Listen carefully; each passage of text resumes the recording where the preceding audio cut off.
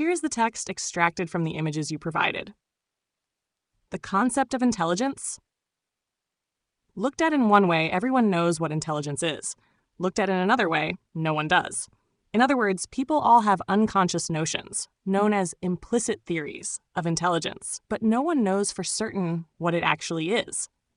This chapter addresses how people conceptualize intelligence, whatever it may actually be.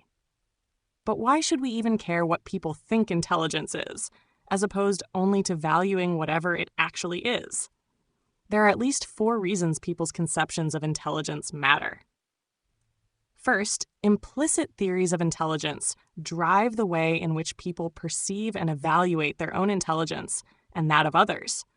To better understand the judgments people make about their own and others' abilities, it is useful to learn about people's implicit theories. For example, parents' implicit theories of their children's language development will determine at what ages they will be willing to make various corrections in their children's speech.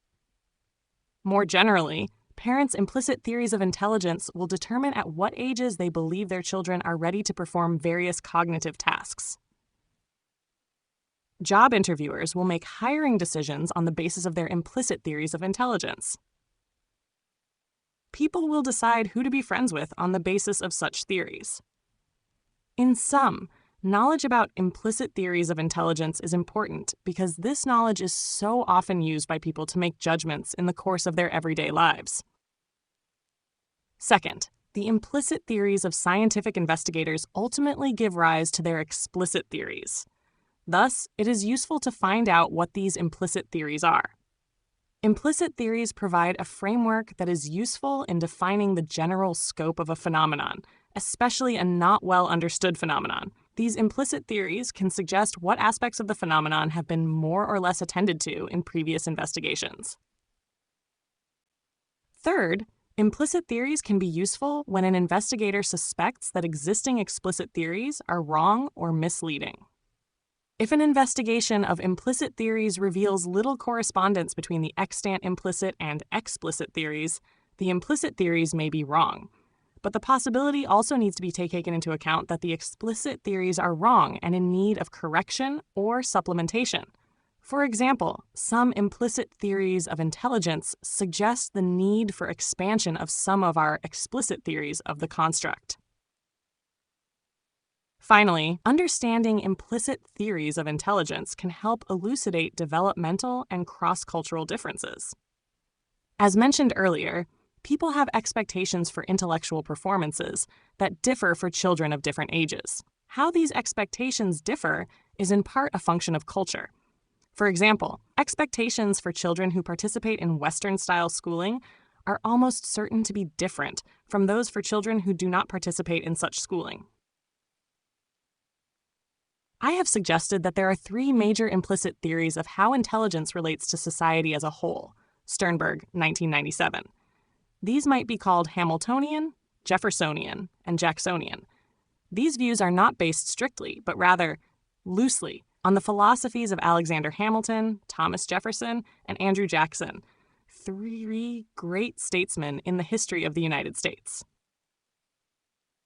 The Hamiltonian view, which is similar to the Platonic view, is that people are born with different levels of intelligence, and that those who are less intelligent need the good offices of the more intelligent to keep them in line, whether they are called government officials or, in Plato's term, philosopher kings. Herrnstein and Murray, 1994, seem to have shared this belief when they wrote about the emergence of a cognitive high IQ elite, which eventually would have to take responsibility for the largely irresponsible masses of non-elite, low IQ people who cannot take care of themselves. Left to themselves, the unintelligent would create, as they always have created, a kind of chaos. The Jeffersonian view is that people should have equal opportunities, but they do not necessarily avail themselves equally of these opportunities and are not necessarily equally rewarded for their accomplishments. People are rewarded for what they accomplish, if given equal opportunity. Low achievers are not rewarded to the same extent as high achievers.